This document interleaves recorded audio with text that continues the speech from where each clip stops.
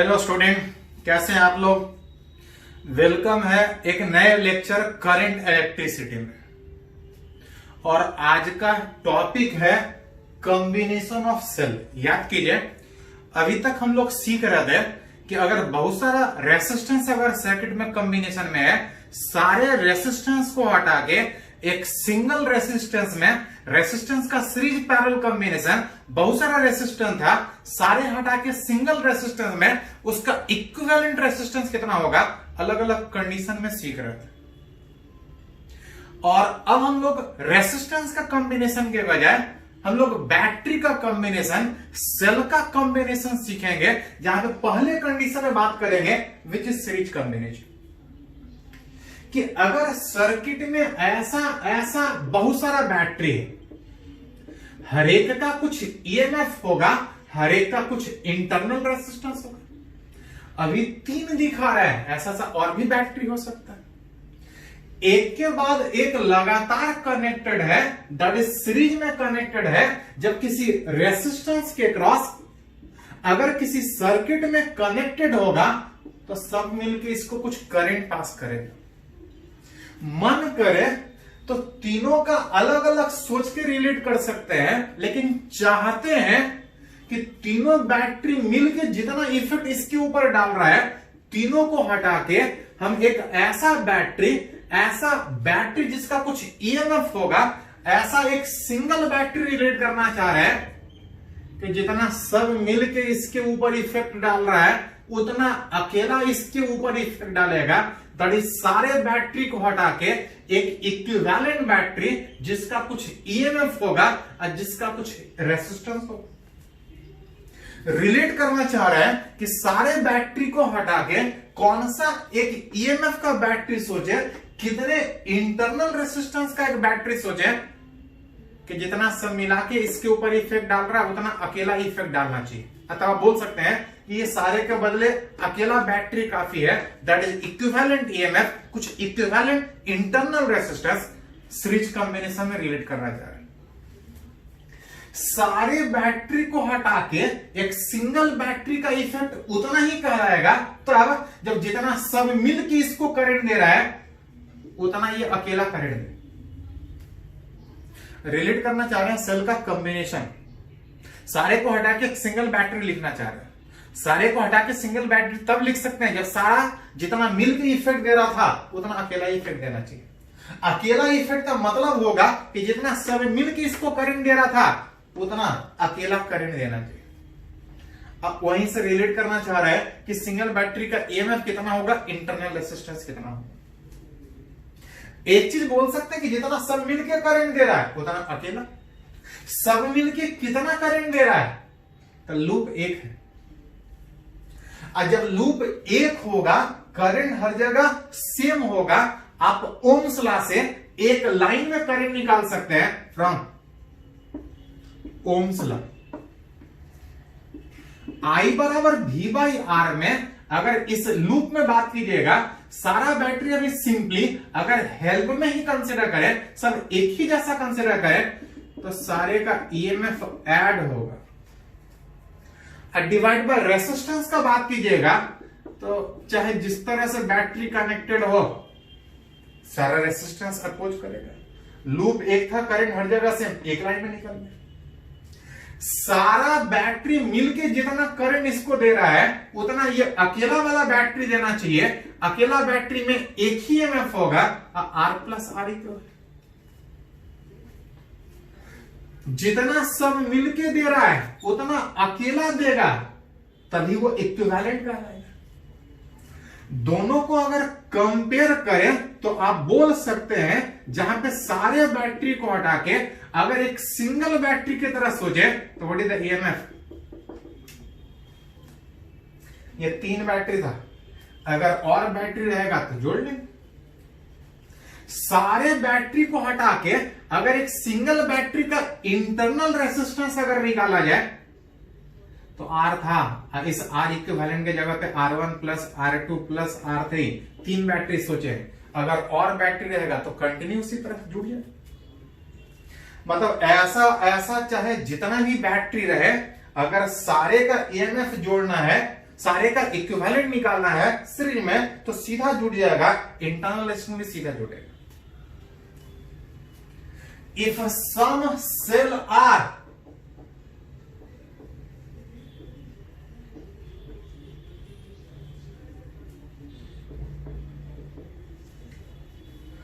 अगर कुछ बैटरी, जैसे इसमें क्या मान रहे थे कि सारा बैटरी एक ही जैसा कनेक्टेड है, सारा बैटरी हेल्प कर रहा है, लेकिन कभी कभी हो सकता है कि सर्किट में कोई बैटरी उल्टा कनेक्टेड है। If some cell are wrongly connected, मतलब अगर इक्विवेलेंट ईएमएफ का बात कीजिएगा, पता है जो बैटरी उल्टा कनेक्ट होगा उसका ईएमएफ लोग सीखे थे ओम्स लॉ में रिलेट करने में कि वो नेगेटिव में ईएमएफ होगा। मतलब अगर कोई बैटरी उल्टा कनेक्टेड है तो जो भी बैटरी उल्टा कनेक्टेड होगा वो उसका ईएमएफ माइनस हो। लेकिन जब रेसिस्टेंस का बात कीजिएगा तो बैटरी चाहे सीधा हो चाहे उल्टा, रेसिस्टेंस हमेशा अपोज ही करेगा, रेसिस्टेंस कभी हेल्प नहीं करेगा। बैटरी हेल्प या अपोज हो सकता है, रेसिस्टेंस हमेशा अपोज हो। अगर फॉर इन अगर आइडेंटिकल सेल अगर बात करें तो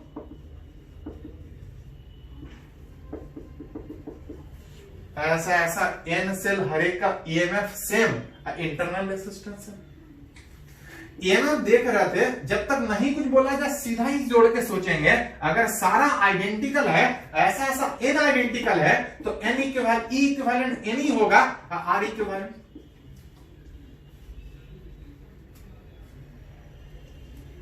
इसी में कभी रह सकता है कि out of N cell if m cell are wrongly connected,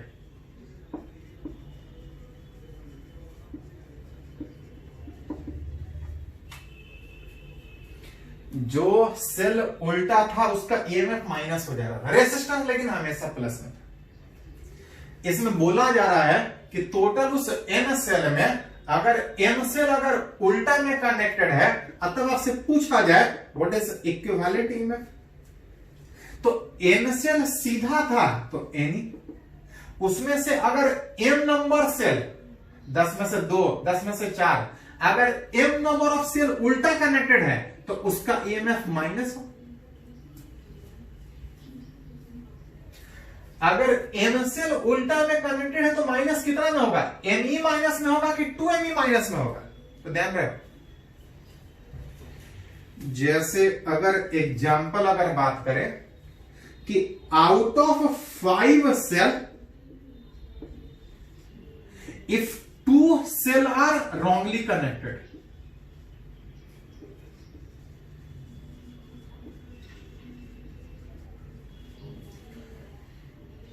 total 5 cell है, 1 2 3, उसमें से 2 सेल उल्टा कनेक्टेड।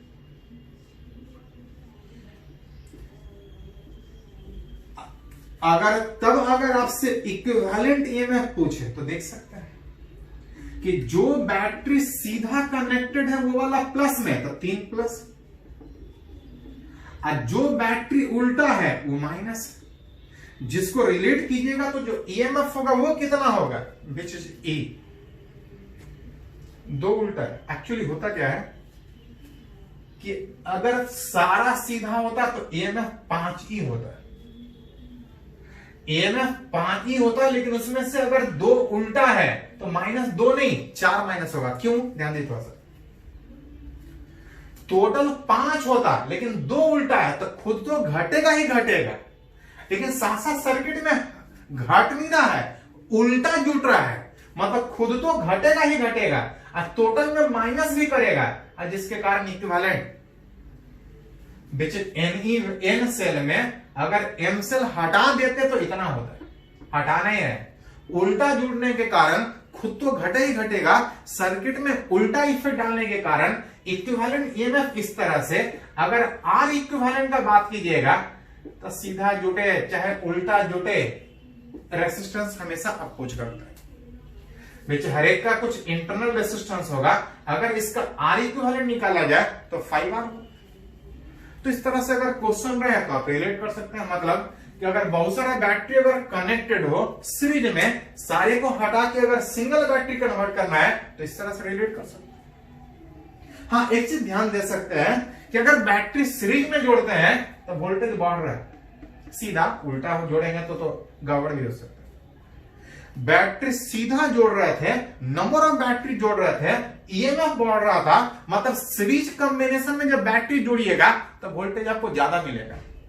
अगर आपके पास कम वोल्टेज का बैटरी है, अगर आप ज्यादा वोल्टेज का बैटरी चाहते हैं तो आपको बैटरी को सीरीज में जोड़ना पड़ेगा। लेकिन एक गड़बड़ क्या है कि इंटरनल रेजिस्टेंस बढ़ेगा, बैटरी के अक्रॉस लॉस भी बढ़ेगा।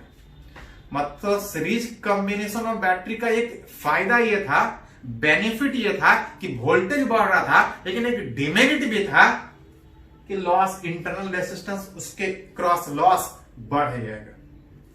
तो ये था कि ऐसा जितना भी बैटरी अगर सीरीज में कनेक्टेड है सारे को हटा के सिंगल बैटरी में कन्वर्ट करें तो उसका ईएमएफ, इंटरनल रेजिस्टेंस कैसे रिलेट करें, आगे हम लोग और बात करेंगे। पहले इसको थोड़ा सा नोट कीजिए।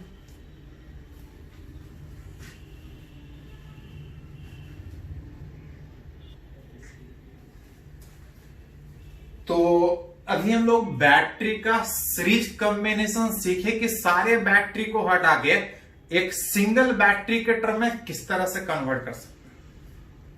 अब हम लोग सीखेंगे कि अगर एक करके वैसा वैसा जितना भी बैटरी है, अगर सीरीज कॉम्बिनेशन के बजाय अगर सारा बैटरी एक दूसरे के साथ अगर पैरेलल में कनेक्टेड, पैरेलल में कनेक्टेड का मतलब सारे बैटरी का एक इंड एक साथ और सारे बैटरी का दूसरा इंड एक साथ, दैट इज पैरेलल कॉम्बिनेशन। अब किसी रेजिस्टेंस को करंट सप्लाई कर रहा हूं, करंट सप्लाई वाले प्रोसेस में आप बोल सकते हैं कि कुछ करंट हो सकता है पहला वाला दे, अब बाकी वाला दूसरा वाला करंट देगा, टोटल करंट आई कुछ होगा। हम चाहते हैं कि दोनों को हटा के एक सिंगल बैटरी के टर्म में कन्वर्ट करें। एक सिंगल बैटरी के टर्म में कन्वर्ट तब कहलाएगा जब जितना दोनों मिल के करंट इसको दे रहा था उतना एक अकेला बैटरी देना चाहिए। जितना दोनों बैटरी मिलके इसको करंट दे रहा है, अगर उतना अकेला बैटरी उसी रेजिस्टेंस को करंट दे तो आप बोल सकते हैं कि आप मन करे तो दोनों बैटरी को सोचे, नहीं तो मन करे तो सिंपल एक बैटरी को सोच सकते हैं। ध्यान रहे, इसका इक्विवेलेंट निकालने के लिए, इस पैरेलल कॉम्बिनेशन वाला बैटरी का इक्विवेलेंट निकालने के लिए +2 वाले एग्जाम में पूछता है।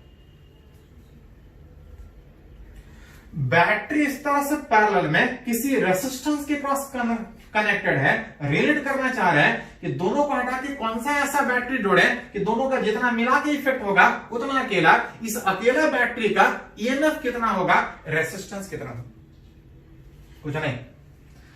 दोनों को हटा के करंट को यहां से निकाल के इस सिंगल के टर्म में कन्वर्ट करके वहां से इक्विवेलेंट ईएमएफ, इंटरनल रेजिस्टेंस का इक्विवेलेंट वैल्यू निकाल सकते हैं, जैसे अभी सीरीज में निकाले थे।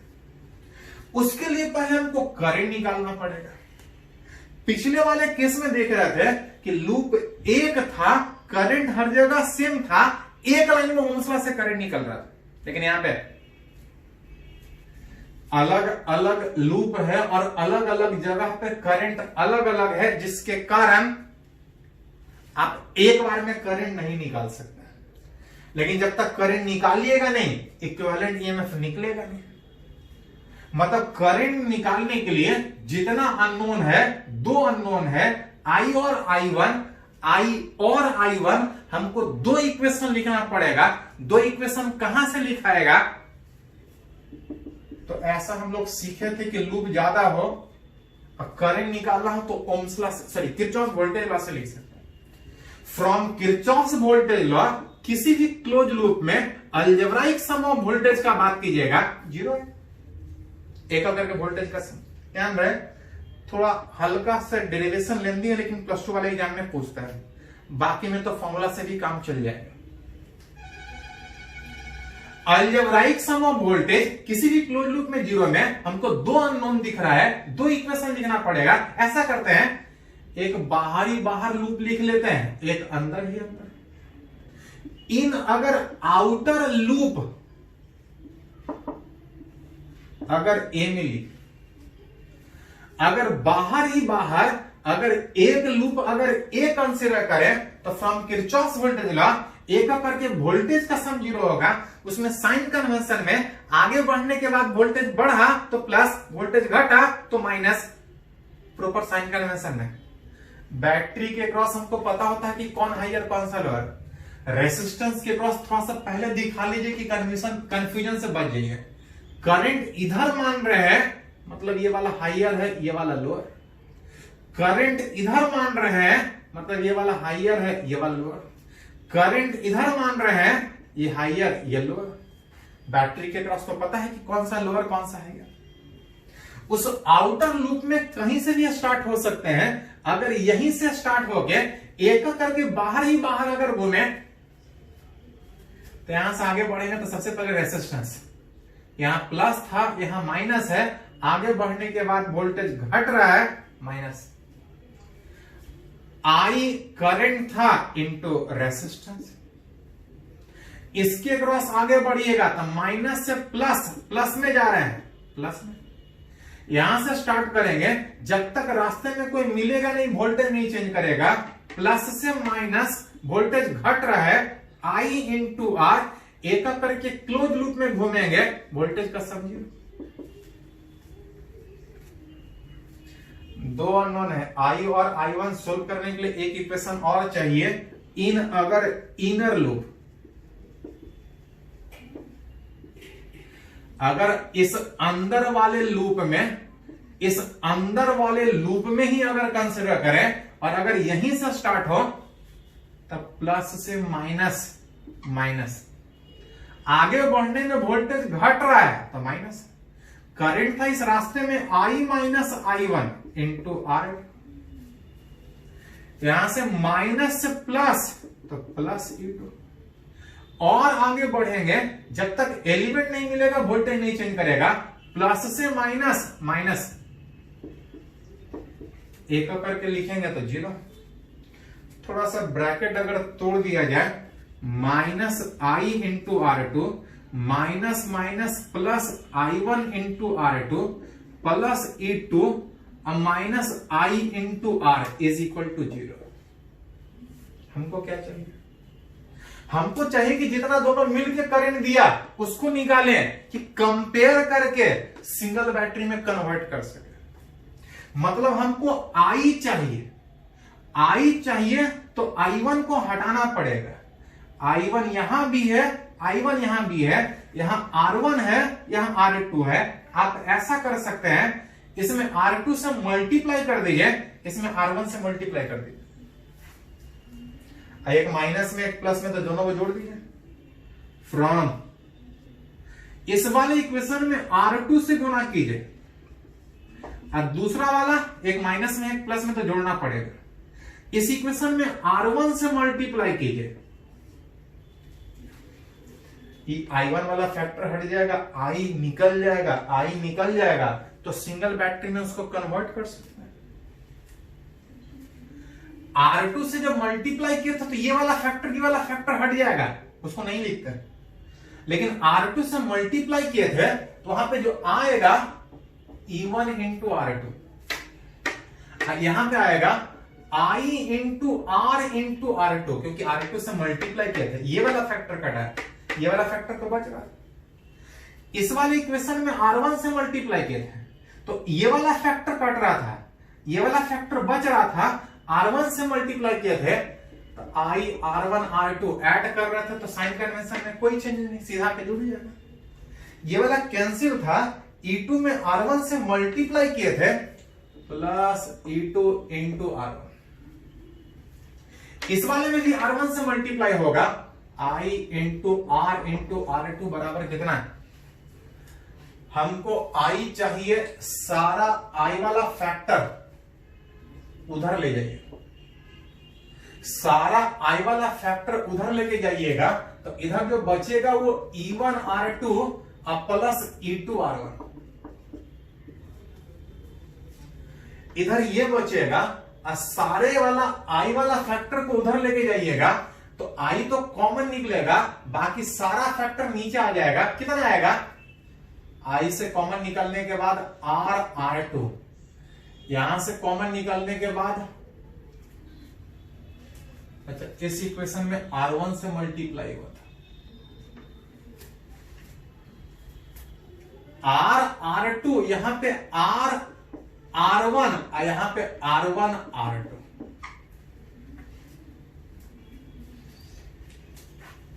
रिलेट किए कि दोनों बैटरी मिल के उसके अक्रॉस कितना करंट पास कर रहा है, लेकिन हमको करंट नहीं निकालना है, इसको हटा के हमको सिंगल वाले बैटरी में कन्वर्ट करना है कि जितना सब मिल के करंट दे रहा था, जितना दोनों मिल के करंट दे रहा था, हम चाहते हैं कि उतना अकेला करंट दे और वहां से कंपेयर करके उस इक्विवेलेंट ईएमएफ का वैल्यू निकाल सके। कंपेयर करके इक्विवेलेंट ईएमएफ तब निकाल सकते हैं जब वो उसके फॉर्म में दिखे। उसके फॉर्म में दिखने का मतलब यहां वाला ई इक्विवेलेंट आर अकेला होना चाहिए, अब बाकी सब आर इक्विवेलेंट का काम करना चाहिए। यहां पे आर अकेला नहीं है, आर अगर कॉमन निकालिएगा, आर अगर कॉमन निकालिएगा तो यहां पे are into R1 plus R2, are अकेला नहीं है। अगर आप कंपेयर करके ई निकालना चाह रहे हैं तो आर को सिंगल करना पड़ेगा। सिंगल करने के लिए इस आर में जितना फैक्टर में है ऊपर नीचे से डिवाइड करना पड़ेगा। बीच R1 प्लस R2 को अगर डिवाइड कीजिएगा तो E1 R2 plus E2 R1 divide by R1 plus R2 से ऊपर भी डिवाइड कीजिए और नीचे भी डिवाइड कीजिए। नीचे डिवाइड कीजिएगा तो यार आएगा R1 R2 by R1 plus R2। जितना दोनों मिल के करंट दे रहा है उतना अकेला वाला करंट देना चाहिए। जितना करंट दोनों बैटरी मिल के इसको दे रहा है उतना अगर अकेला ही करंट दे तभी वो इक्विवेलेंट कहलाएगा। दोनों बैटरी के बदले अकेला बैटरी वाला कहलाएगा। दोनों मिलके इतना करंट दे रहा था, अगर अकेला रहता तो इतना होता। अगर कंपेयर करें तो आप बोल सकते हैं कि दोनों बैटरी को हटा के अगर एक सिंगल बैटरी में कन्वर्ट करें तो जो इक्विवेलेंट ईएमएफ आ रहा था वो कुछ इतना आ रहा था। ये दो बैटरी का है, अगर तीन बैटरी का रहता तो E1 अगर R1 होता, E1 R1 होता, E2 R2 होता दो बैटरी में, तो तीसरा बैटरी में हम तुरंत बोलते हैं E3 R3। चौथा बैटरी रहता तो E4 R4, लेकिन वैसा नहीं है। R1 R1 नहीं है, R2 R2 नहीं है कि हम ऐसा बोल सकते। ये दो बैटरी के लिए तो ठीक है, लेकिन अगर दो से ज्यादा बैटरी हो तो सीधा सीधा अरेंज नहीं होगा। हाँ ऐसा करें, अगर हम ऊपर नीचे R1 इंटू R2 से डिवाइड कर दें, ऊपर नीचे R1 R2 से डिवाइड कीजिएगा तो R2 कट के आ जाएगा E1 बाई R1। यहां पे अगर कट कीजिएगा तो आ जाएगा E2 by R2। R1 R2 से डिवाइड करना है तो R1 कट गया R2, और नीचे आ जाएगा R1 R2 से ऊपर भी और नीचे भी। R1 R2 से डिवाइड कीजिएगा तो R1 कटने के बाद 1 बाई R1 यहां वाला अब प्लस 1 बाई R2। मतलब अब आप बोल सकते हैं कि दो बैटरी अगर पैरेलल में कनेक्टेड है तो इक्विवेलेंट बैट ईएमएफ इतना होगा E1 by R1 plus E2 by R2। अगर और बैटरी रहे तो इसके बाद आप कंटिन्यू हो सकते हैं E3 by R3, E4 by R4, 1 by R3, 1 by R4, इस तरह से कंटिन्यू हो सकता है। यहां से दो निकाल सकते हैं, लेकिन दो से ज्यादा हो तो फिर इस तरह से रिलेट करना पड़ेगा। साथ साथ R इक्विवेलेंट कितना होगा, एंड R इक्विवेलेंट में R1 R2 by R1 plus R2। ये तो दो का था, अगर तीन रहे तो ध्यान से नहीं, उल्टा करके इसको लिख, दो में इतना आएगा, इसी को उल्टा करके लिखेगा तो इतना आएगा। अगर और बैटरी रहे तो इस तरह से कंटिन्यू कर सकते। If some battery are wrongly connected,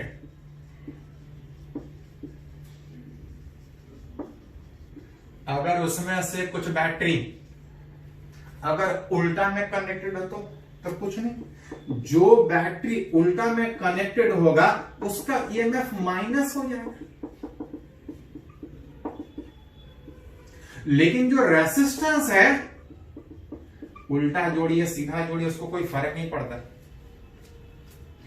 are equivalent तो इस तरह से निकलेगा 1/R1, बैटरी उल्टा भी कनेक्टेड उससे कोई फर्क नहीं पड़ेगा। अगर इसी में बोला जाए कि ऐसा ऐसा if n for n identical cell, for n identical cell, अगर ऐसा ऐसा इन बैटरी अगर सबका ईएमएफ सेम हो तो इन आइडेंटिकल सेल हर एक का ईएमएफ सेम, हर एक का इंटरनल रेसिस्टेंस सेम, तो व्हाट इज इक्विवेलेंट ईएमएफ? तो देख सकते हैं कि ऐसा सा जितना भी हो यहां से निकलेगा। अगर सारे का ईएमएफ सेम हो तो ई कॉमन निकल जाएगा। ई कॉमन निकलने के बाद बाकी सब कैंसिल हो जाएगा, नीचे वाला वही बचेगा, ऊपर भी वही बचेगा। ई कॉमन निकलने के बाद कॉमन निकल रहा है, बाकी सब कट रहा है। What is equivalent? अगर हर बैटरी 2 वोल्ट, हर बैटरी 2 वोल्ट, ऐसा ऐसा जितना ही बैटरी जोड़िएगा, जब पैरेलल में जोड़िएगा तो जो इक्विवेलेंट ईएमएफ होगा वो एक बैटरी के ईएमएफ के बराबर, मतलब वैसा वैसा जितना ही बैटरी जोड़ दीजिएगा वोल्टेज नहीं बढ़ेगा, वोल्टेज उतना ही रहेगा, क्योंकि ई कॉमन निकल जाएगा। अब बाकी सब वाला फैक्टर कैंसिल होगा। मतलब ऐसा ऐसा बैटरी चाहे जितना भी पैरेलल में जोड़ लीजिए वोल्टेज नहीं बढ़ेगा। हाँ, जो इंटरनल रेसिस्टेंस है पैरेलल में की तरह जुट रहा है। अब पैरेलल में जब इन आइडेंटिकल रेसिस्टेंस जुड़ता है तो equivalent resistance 1/R that is equal to N/R, उल्टा कीजिएगा तो R/N, which is internal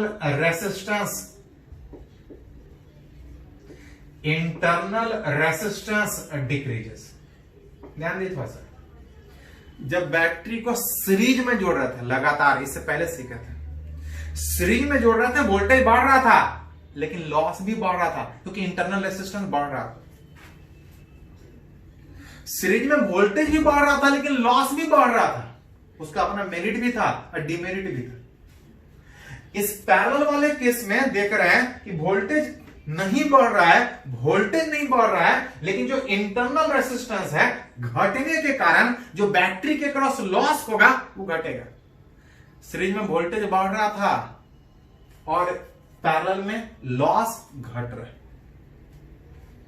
voltage नहीं बढ़ रहा है पैरेलल में लेकिन लॉस घट रहा है। तो सीरीज का अपना बेनिफिट है, पैरेलल का अपना बेनिफिट है।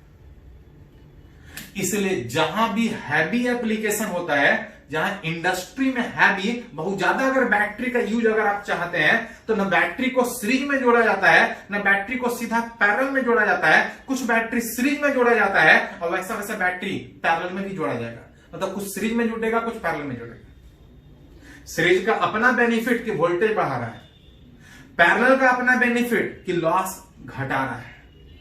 आप चाहते हैं दोनों की वोल्टेज भी बढ़े और लॉस भी घटे, तो ना सीरीज में होगा ना पैरेलल में होगा। वो कहां पे होगा? तो कुछ बैटरी को सीरीज में जोड़ेंगे, वैसे वैसे पैरेलल में, जिसको हम लोग मिक्स ग्रुपिंग बोलते हैं। सीरीज में भी जुटेगा, पैरेलल में भी जुटेगा। इसको नोट कीजिए, तो उसके आगे हम लोग सीखते हैं कि कुछ सीरीज में ही रहेगा कुछ पैरेलल में भी रहेगा, तो कैसे निकालें। ध्यान रहे, इसका डेरिवेशन +2 वाले एग्जाम में पूछता है, बाकी जगह तो रिजल्ट ही चलेगा। इसको पहले नोट कीजिए।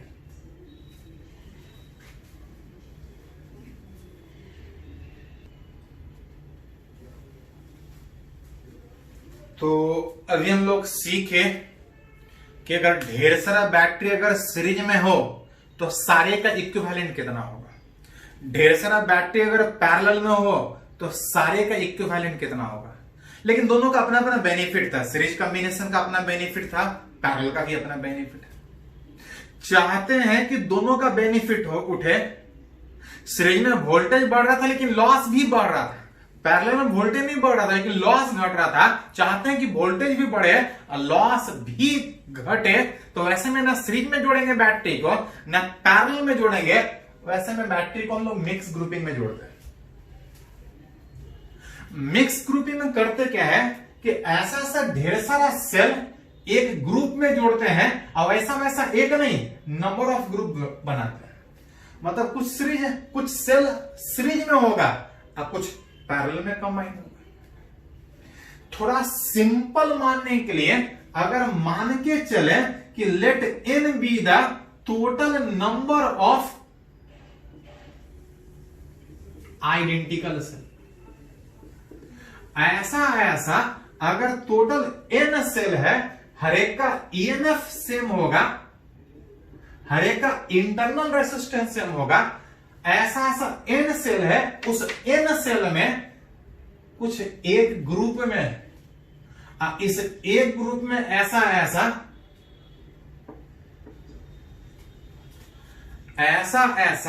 इस एक ग्रुप में अगर s सेल है और ऐसा एक ग्रुप नहीं, ऐसा p ग्रुप, मतलब कुछ सीरीज में बैटरी जुड़ा है और कुछ पैरेलल में। इस एक ग्रुप में कितना सेल है, तो s is number of cell in one group.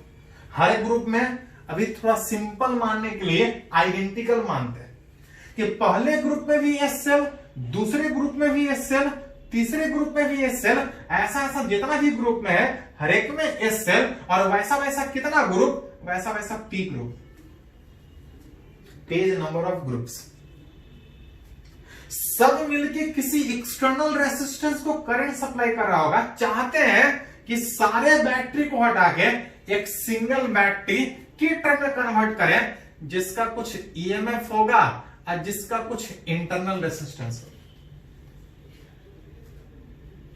सारे बैटरी को हटा के सिंगल में कन्वर्ट करने में अगर इस एक ग्रुप का बात करें, सारा बैटरी अगर सीरीज में है तो सीरीज में तो सीखा था कि ईएमएफ सीधा जुड़ जाता है, इंटरनल रेसिस्टेंस भी सीधा जुड़ता है। वैसा हर ग्रुप का निकालिएगा, हर ग्रुप अगर आइडेंटिकल है तो सारे का सेम है। वैसा कितना ग्रुप था, तो पी ग्रुप। सब मिलके इस एक्सटर्नल रेसिस्टेंस को कुछ करंट दे रहे हैं, लेकिन हम चाहते हैं कि सारे को हटा के सिंगल में कन्वर्ट करें, तो ऐसा इतने सारे को एक बैटरी में कन्वर्ट किया, इतने सारे को एक में कन्वर्ट किया। ऐसा चाहे जितना भी बैटरी अगर पैरेलल में हो, तो आइडेंटिकल जब पैरेलल में था तो देख रहे थे कि वोल्टेज नहीं चेंज कर रहा है। वोल्टेज नहीं चेंज करने का मतलब आप बोल सकते हैं कि what is the equivalent EMF. तो जो इक्विवेलेंट ईएमएफ आएगा हर बैटरी का सेम होने में ऐसे वोल्टेज नहीं चेंज होता पैरेलल। हाँ, जो इंटरनल रेसिस्टेंस था हर एक ग्रुप का एसआर था, ऐसा पैरेलल में जितना जुटेगा तो पैरेलल में रेसिस्टेंस घट रहा था। याद कीजिए, पैरेलल में वोल्टेज नहीं बढ़ रहा था, रेसिस्टेंस घट रहा था। हाँ, सीरीज में तो वोल्टेज भी बढ़ रहा था लेकिन लॉस भी बढ़ रहा था। ऐसा जितना बैटरी है सारे का इक्विवेलेंट ईएमएफ निकाल सकते हैं और सारे का इक्विवेलेंट इंटरनल रेसिस्टेंस निकाल सकते हैं। तो यहां पे रिलेट करना थोड़ा सा आसान था, इसलिए क्योंकि आइडेंटिकल मान के चले थे। अगर आइडेंटिकल नहीं होता तो आप निकाल ही नहीं पाइएगा, क्योंकि याद कीजिए पैरेलल में जब बैटरी जोड़ रहा था तो किरचॉफ्स लॉ से निकाल के हमको रिलेट करना पड़ रहा था। तो जनरली जो मिक्स ग्रुपिंग हमको जो पढ़ना है वो आइडेंटिकल इस तरह का सेल का, जिसका इक्विवेलेंट ईएमएफ खाली इस एक ग्रुप पे डिपेंड करेगा, क्योंकि पैरेलल में जितना भी ग्रुप जोड़ लीजिए वोल्टेज नहीं बढ़ेगा। हाँ, जो रेसिस्टेंस है इंटरनल रेसिस्टेंस बैटरी का सीरीज में बढ़ रहा था और पैरेलल में घट रहा था। सारे का इक्विवेलेंट ईएमएफ, सारे का इक्विवेलेंट इंटरनल रेसिस्टेंस कितना होगा निकाल सकते हैं। ये तो इक्विवेलेंट ईएमएफ हुआ, इक्विवेलेंट इंटरनल रेसिस्टेंस हुआ।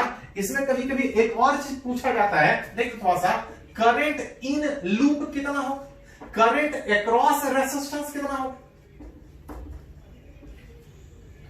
तो सारे को हटा के हम एक सिंगल बैटरी में कन्वर्ट कर चुके हैं।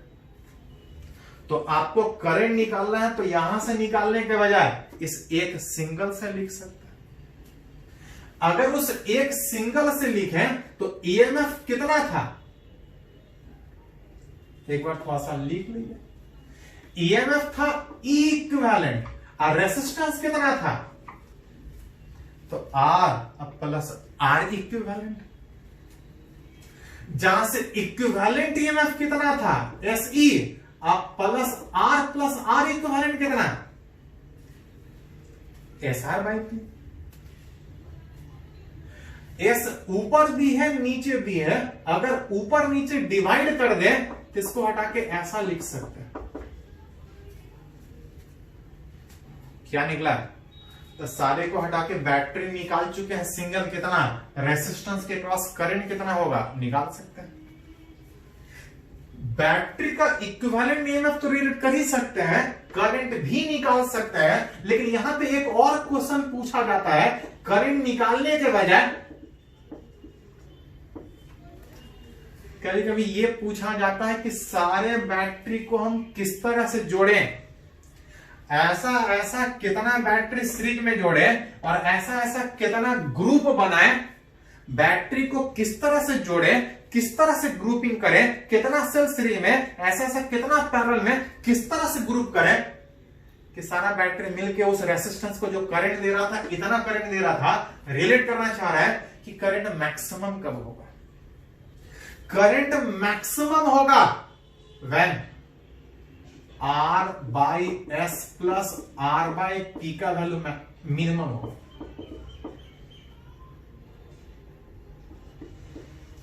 करंट मैक्सिमम तब जब ये फैक्टर मिनिमम, क्योंकि यही चीज चेंज कर रहा है, कितना ग्रुप सीरीज में और कितना पैरेलल में बैटरी को जोड़े। बैटरी का कितना सेल सीरीज में जोड़े, वैसा वैसा पैरेलल में कितना जोड़े, बैटरी को किस तरह से कंबाइन करें कि जो करंट है वो मैक्सिमम होगा। करंट मैक्सिमम होगा जब इसके बेस में जो नीचे है वो उसका वैल्यू मिनिमम होना चाहिए। याद कीजिए, किसी का भी मैक्सिमम मिनिमम कैसे निकालते हैं, तो जिसका भी मैक्सिमम मिनिमम निकालना होता है उसको एक बार डिफरेंशिएट करते हैं, और डिफरेंशिएट करके कितना पुट करते हैं, तो जिसका भी मैक्सिमम मिनिमम निकालना है उसको एक बार डिफरेंशिएट करते हैं, डिफरेंशिएट करके उसको जीरो पुट करते हैं, वो हमको कंडीशन देता है कि कौन से कंडीशन में वो मिनिमम या मैक्सिमम हो। डिफरेंशिएशन किसके रेस्पेक्ट में, तो जिस पे डिपेंड करे।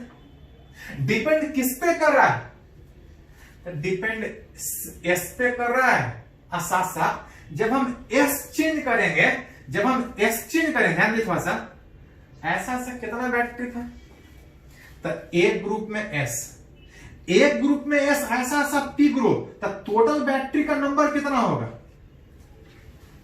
टोटल बैटरी का नंबर है। अगर नंबर ऑफ सेल सीरीज में चेंज करेंगे, जब तक नहीं कुछ बोला जाए एन फिक्स मानेंगे, total number of battery same मानेंगे। अगर टोटल नंबर ऑफ सेल अगर सेम है, उसमें से अगर सीरीज में ज्यादा जोड़ेंगे तो पैरेलल में घटेगा, सीरीज में कम जोड़ेंगे तो पैरेलल में जोड़ेगा।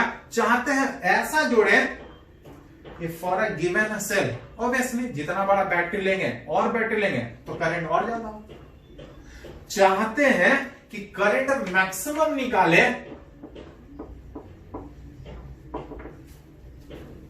जब total number of cell same हो, क्योंकि टोटल चेंज कीजिएगा तो बहुत पॉसिबिलिटी होगा। टोटल सेम रख के हम जोड़ना ऐसा चाहते हैं, जोड़ने में सीरीज और पैरेलल इस तरह जोड़ना चाहते हैं कि ये सर्किट में रेसिस्टेंस के क्रॉस मैक्सिमम करंट दे।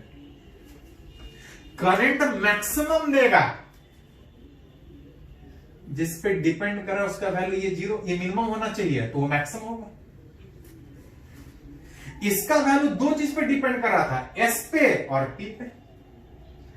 अगर एस डिसाइड हो जाएगा तो पी भी डिसाइड होगा। तो चलिए मान लेते हैं एस पहले डिसाइड करते हैं। एस डिसाइड करने के लिए अगर एस के रेस्पेक्ट में डिफरेंशिएट करें, यहां पे दो वेरिएबल था, एस भी और पी।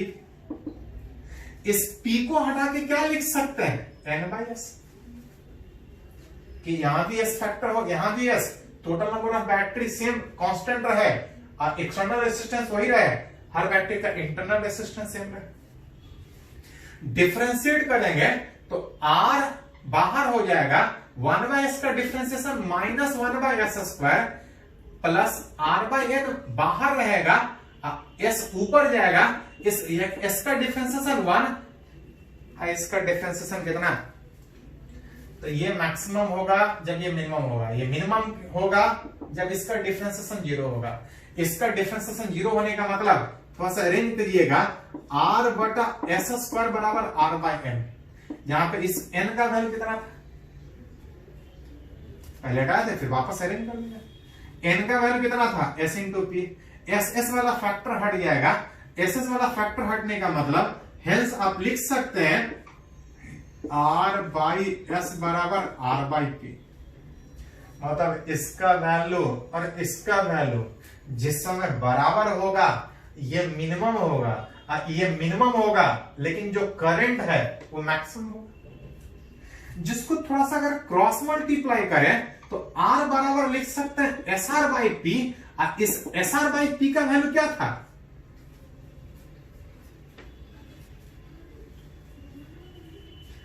मतलब आप बोल सकते हैं कि ऐसा ऐसा चाहे जितना भी बैटरी हो, कुछ सीरीज में जोड़ेंगे कुछ पैरेलल में जोड़ेंगे, और इस तरह से जोड़ेंगे कि जितना एक्सटर्नल रेसिस्टेंस उतना ही सारे बैटरी का इंटरनल रेसिस्टेंस हो। जितना एक्सटर्नल रेसिस्टेंस, अगर सारे बैटरी का इंटरनल रेसिस्टेंस बराबर हो तो उस समय सारा बैटरी मिलके इसके पास करंट मैक्सिमम देगा। ध्यान दिए, थोड़ा सा ऐसा रिजल्ट कभी पहले भी देखे थे। ये अभी निकाले कि मैक्सिमम करंट कब देगा, इस तरह से निकाले थे कि था मैक्सिमम पावर थ्योरम, कि कोई बैटरी किसी रेसिस्टेंस के क्रॉस मैक्सिमम पावर देगा जब एक्सटर्नल रेसिस्टेंस और इंटरनल रेसिस्टेंस बराबर था। This is same as maximum power theorem.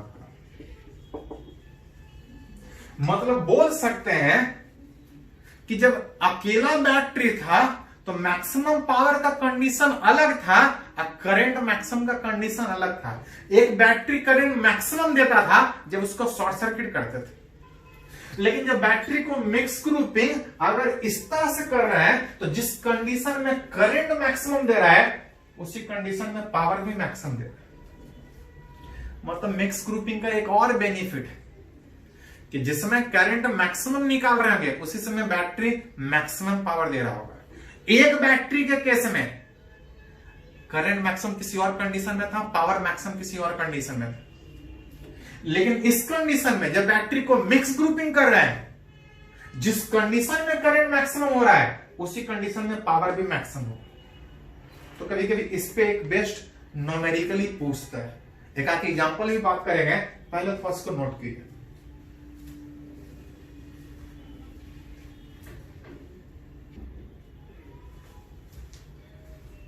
तो अभी तक हम लोग सीखे कि सीरीज कॉम्बिनेशन ऑफ बैटरी क्या होगा, कैसे रिलेट करेंगे, पैरेलल कॉम्बिनेशन कैसे रिलेट होगा, मिक्स ग्रुपिंग में करंट कितना होगा, इक्विवेलेंट ईएमएफ कितना होगा, वही कंडीशन मैक्सिमम पावर का भी था। चलिए कुछ थोड़ा सा न्यूमेरिकली एक एक करके बात करते हैं सारे पे। जैसे यहां पे दिया है कि देयर आर 48 सेल, हर एक का ईएमएफ 2 वोल्ट है, हर एक का इंटरनल रेसिस्टेंस 1 ओम है। बोल रहा है how they combine in mix grouping such that combination will give maximum current across 12 ओम। बोला है 48 जो सेल है सारे को मिक्स ग्रुपिंग में किस तरह जोड़े कि सारा मिलके इस 12 ओम के अक्रॉस जो करंट है वो मैक्सिमम दे। देखे थे कि एज फॉर चाहे करंट मैक्सिमम हो या पावर मैक्सिमम हो, दोनों का कंडीशन सेम था। कितना था, R बराबर R इक्विवेलेंट। अब मिक्स ग्रुपिंग में R इक्विवेलेंट का वैल्यू कितना था, SR बाई P।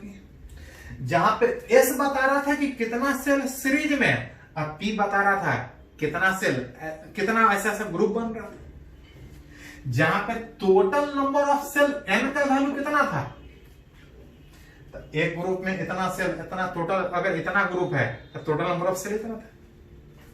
यहां पे अगर एक ग्रुप में नंबर ऑफ बैटरी चेंज कीजिएगा तो P भी चेंज करेगा, नंबर ऑफ ग्रुप भी चेंज करेगा। जैसे 48 सेल में अगर एक ग्रुप का बना है तो 48 सेल, 2 ग्रुप का बना है तो 24, 3 ग्रुप का बना है तो 8, 4 ग्रुप का बना है, 3 ग्रुप में 16 होगा, 4 ग्रुप में बना है तो 12-12 सेल 4 ग्रुप बनेगा।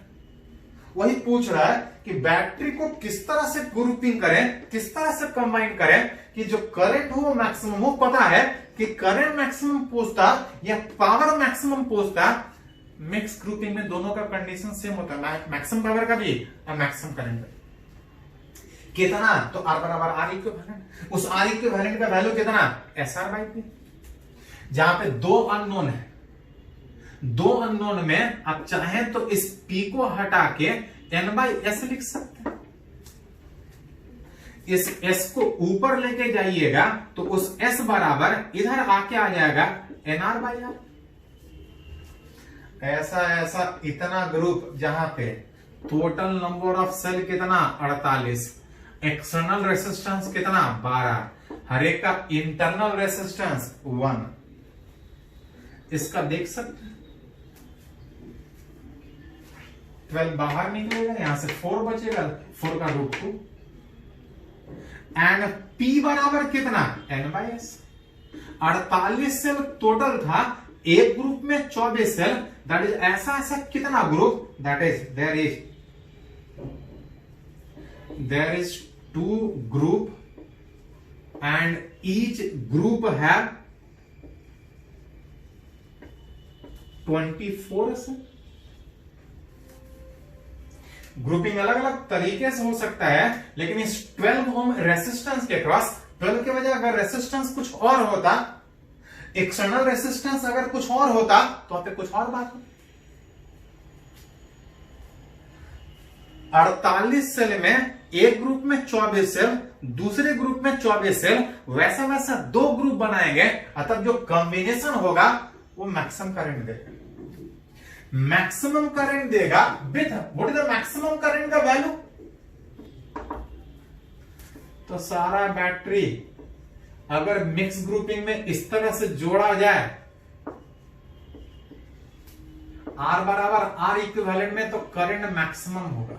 उस करंट मैक्सिमम का वैल्यू, लूप एक ही है, V/R में, ओम्स लॉ में E equivalent R plus R equivalent, जहां से E इक्विवेलेंट S की था, R इक्विवेलेंट का वैल्यू RR था, दोनों सेम ही था। मन करे तो ये निकाल लीजिए, नहीं तो ये निकाल लीजिए। S total number of cell, एक ग्रुप में 24, हर एक बैटरी का EMF 2 वोल्ट, एक्सटर्नल रेसिस्टेंस 12 दोनों है, क्योंकि दोनों बराबर है। मैक्सिमम करंट 24 हट के मैक्सिमम करंट कितना है? एंड अगर पावर मैक्सिमम अक्रॉस अगर R निकालने बोला जाए,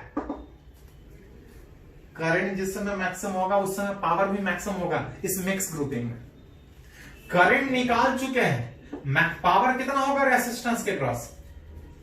करंट का मैक्सिमम वैल्यू 2 एम्पियर, उस एक्सटर्नल रेसिस्टेंस का value which is 96 what maximum power सारा बैटरी मिल गया। तो मिक्स ग्रुपिंग में जनरली इस तरह से क्वेश्चन आपसे पूछा जाता है, रिलेट कर सकते हैं। कुछ और एग्जांपल हम लोग देखते हैं, पहले इसको थोड़ा सा नोट कीजिए।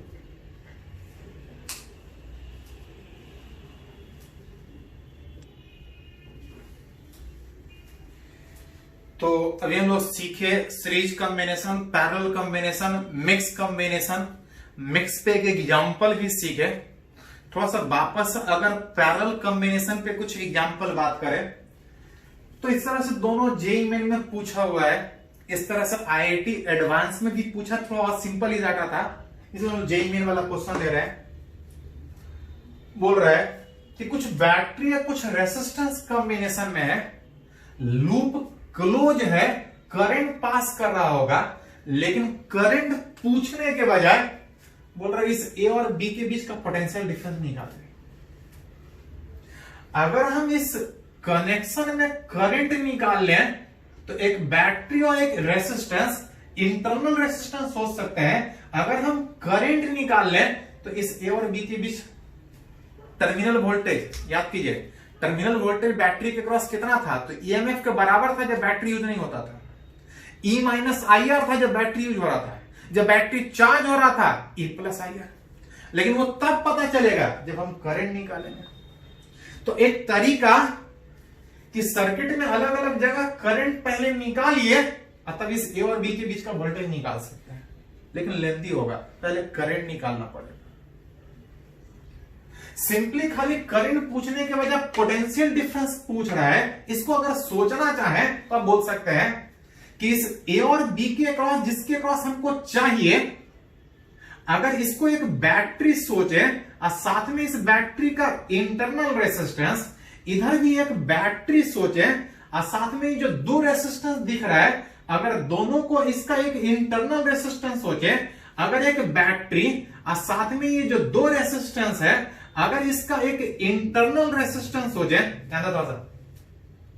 हमको ए और बी के बीच का वोल्टेज चाहिए, एक तरीका करंट निकाल के निकालो, नहीं तो इसको एक बैटरी सोचो, इसका इंटरनल रेसिस्टेंस सोचो विच इज 4 वोल्ट और 2, इसको एक बैटरी सोचो और दोनों रेसिस्टेंस को अलग अलग सोचने के बजाय दोनों रेसिस्टेंस को अगर इस बैटरी का इंटरनल रेसिस्टेंस सोचेंगे तो 112। एक बैटरी सोचो, ये दोनों रेसिस्टेंस अगर इस बैटरी का इंटरनल रेसिस्टेंस सोचो तो 112। तो आपसे पूछा जाए इस ए और बी के बीच इक्विवेलेंट वोल्टेज कितना होगा, तो कुछ नहीं, इसको आप 3 बैटरी का कॉम्बिनेशन सोच सकते हो। 3 बैटरी का कॉम्बिनेशन सोच सकते हो। ए और बी के बीच का जो ईएमएफ होगा, जो इक्विवेलेंट ईएमएफ होगा, वही इस ए और बी के बीच का पोटेंशियल डिफरेंस होगा। विच इज ए और बी के बीच अगर वोल्टेज निकालें दैट इज ई इक्विवेलेंट। और 3 बैटरी अगर पैरेलल में कॉम्बिनेशन में है तो इक्विवेलेंट ईएमएफ कैसे निकालते हैं?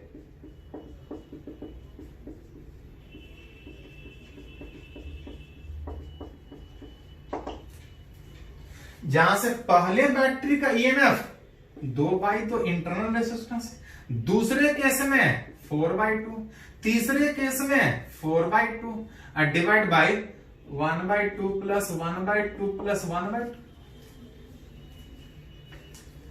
ये 1 होगा, ये 2 होगा, ये 2 होगा, टोटल 5 होगा। ऊपर में 5 और नीचे 3/2, 1/2 1/2 1/2 3/2। 2 ऊपर चला जाएगा अतः VA माइनस VB को हटा के 2 ऊपर जाएगा तो 10 और डिवाइड बाय 3। पोटेंशियल डिफरेंस इस ए और बी के बीच मन करे तो इक्विवेलेंट ईएमएफ से निकाल सकते हैं, नहीं तो करंट निकाल के निकाल सकते हैं। करंट निकालने में पहले लेंदी होगा कि करंट निकालो फिर वोल्टेज निकालो, मन करे तो एक लाइन में लिख सकते हैं। बिल्कुल सेम तरीके का क्वेश्चन जेईई में 2019 में ही दूसरे वाले एग्जाम में, ऑनलाइन में एक ही समय में एक ही एग्जाम, बहुत अलग अलग टाइम पे होता है, अलग अलग पेपर होता है। एक ही साल किसी और एग्जाम में ये वाला और दूसरे टाइम वाले में ये वाला पूछा था। बोल रहा है कुछ बैटरी या कुछ रेसिस्टेंस है, अब बोल रहा है कि इधर भी रेसिस्टेंस इधर भी रेसिस्टेंस, पूछा जा रहा था इस ए और बी के बीच का पोटेंशियल डिफरेंस कितना हो। देख सकते हैं कि ए और बी के बीच पोटेंशियल डिफरेंस में ये सर्किट क्लोज नहीं है। किसी भी वायर में करंट तभी पास करेगा जब वो किसी क्लोज लूप का हिस्सा। 2 पॉइंट दिया है लेकिन इस रेसिस्टेंस में करंट नहीं पास कर रहा है। अगर इसको P और इसको अगर Q का नाम दें तो इधर करंट नहीं पास करने का मतलब, अगर हमसे A और B पे पूछा है, आप A और B के बजाय अगर P और Q के बीच का पोटेंशियल डिफरेंस निकाल लें तो वो A और B के बीच का पोटेंशियल डिफरेंस होगा, क्योंकि इसमें करंट पास ही नहीं कर रहा है, वहां वोल्टेज होगा। अगर P और Q के बीच बात करें तो फिर से बोल सकते हैं कि 3 बैटरी का पैरेलल कॉम्बिनेशन। अब 3 बैटरी का पैरेलल कॉम्बिनेशन में ईएमएफ कितना है?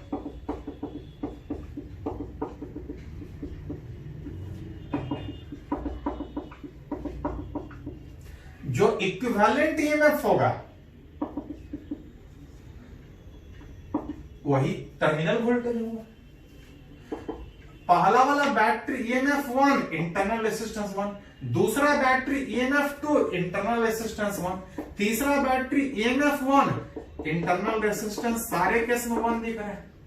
3 + 2 5 + 1 6 divide by 1 1 1 3, that is what is the मन करे तो इक्विवेलेंट ईएमएफ निकाल लीजिए, अब तक टर्मिनल वोल्टेज निकल जाएगा, और नहीं तो करंट निकालो फिर टर्मिनल वोल्टेज निकालो। इस तरह से आईआईटी में भी पूछा है सेम तरीके से। थोड़ा सा आपको ध्यान में रखना पड़ेगा कि किस तरह से आसानी से रिलेट कर सकते हैं। यहाँ पे करंट नहीं है, कोई वोल्टेज नहीं होगा, जो पोटेंशियल डिफरेंस पी और की के क्रॉस होगा वही ए और बी के क्रॉस होगा। चलिए इसको पहले नोट कीजिए।